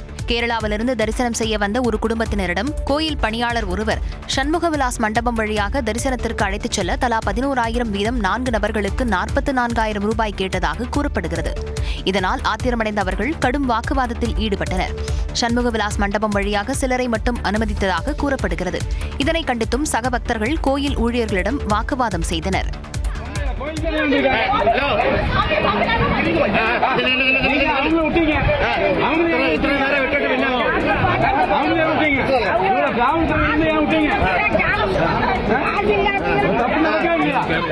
கேரள பக்தர்களிடம் சாமி தரிசனத்திற்கு அழைத்துச் செல்ல கோயில் ஊழியர்கள் பணம் கேட்டது தொடர்பான வீடியோ காட்சி வெளியாகி சர்ச்சையை ஏற்படுத்திய நிலையில் இதுகுறித்து உரிய விசாரணை நடத்தப்படும் என்றும் கோயில் நிர்வாகம் விளக்கமளித்துள்ளது.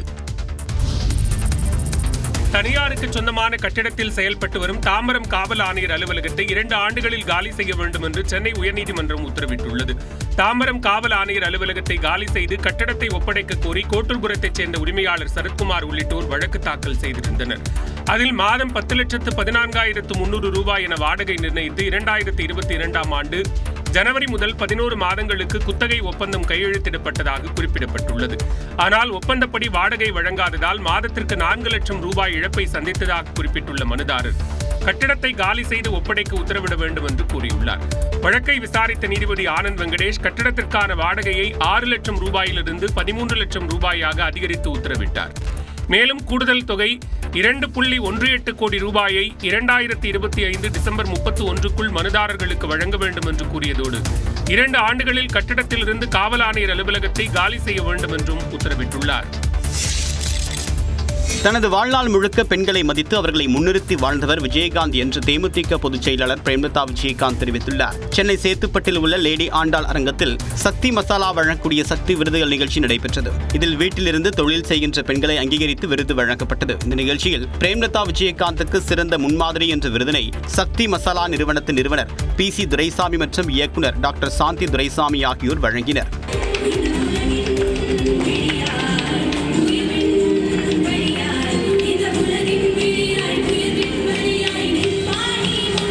பிறகு பேசிய பிரேமலதா தற்போது கட்சியை தாம் வழிநடத்துவதற்கு காரணம் விஜயகாந்த் கொடுத்த தைரியம்தான் என்றார். திரையுலகில் இருந்த போதும் கேப்டனுடைய ஷூட்டிங் என்றால் ஹீரோயின்ஸ்ல இருந்து அனைவருமே தைரியமா நம்பி அங்க போவாங்க. ஏன்னா அங்க கேப்டன் இருக்கார், அவர் பார்த்துக்குவார் எங்களை அப்படிங்கிற அந்த நம்பிக்கையை அனைவருக்கும் கொடுத்து பெண்களை மதிக்கக்கூடிய ஒரு தலைவராக வாழ்ந்தார். தொடர்ந்து நடிகை அம்பிகாவுக்கு நடிகை சுஹாசினி விருது வழங்கினார். பிறகு பேசிய சுஹாசினி அம்பிகாவின் நடிப்புக்கு தாம் ரசிகை என்றார். ரசிச்சிருக்கேன் அவங்களோட நடிப்பெல்லாம். So happy.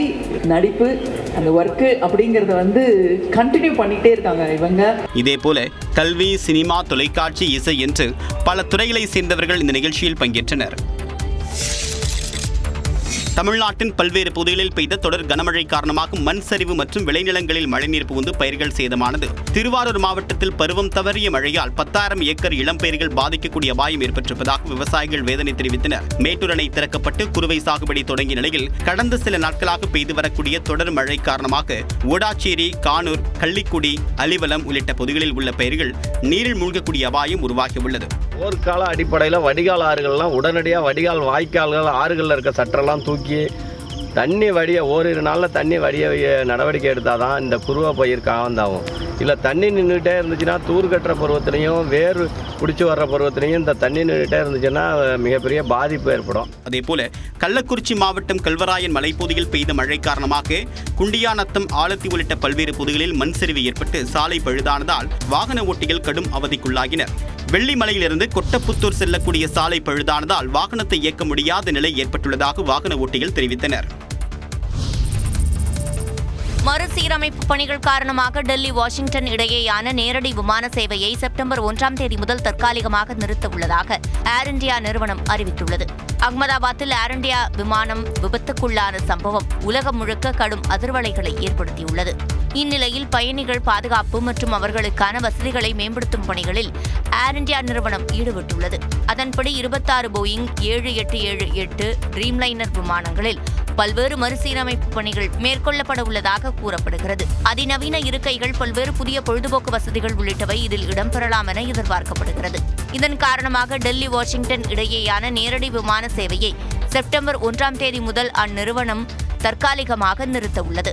ஏற்கனவே முன்பதிவு செய்தவர்களுக்கு மாற்று ஏற்பாடு செய்யப்பட உள்ளதாகவும் முழு பணத்தையும் திரும்பி அளிக்க உள்ளதாகவும் ஏர் இந்தியா நிறுவனம் தெரிவித்துள்ளது. டெல்லி, வாஷிங்டன் வழித்தடம் இந்தியாவிலிருந்து அமெரிக்காவிற்கு பயணிக்கும் பயணிகளுக்கு முக்கியமான ஒரு வழித்தடமாக உள்ளது. எனவே ஏர் இந்தியாவின் இந்த சேவை நிறுத்தம் அமெரிக்காவில் வசிக்கும் இந்தியர்களுக்கு பாதிப்பை ஏற்படுத்தலாம் என கருதப்படுகிறது.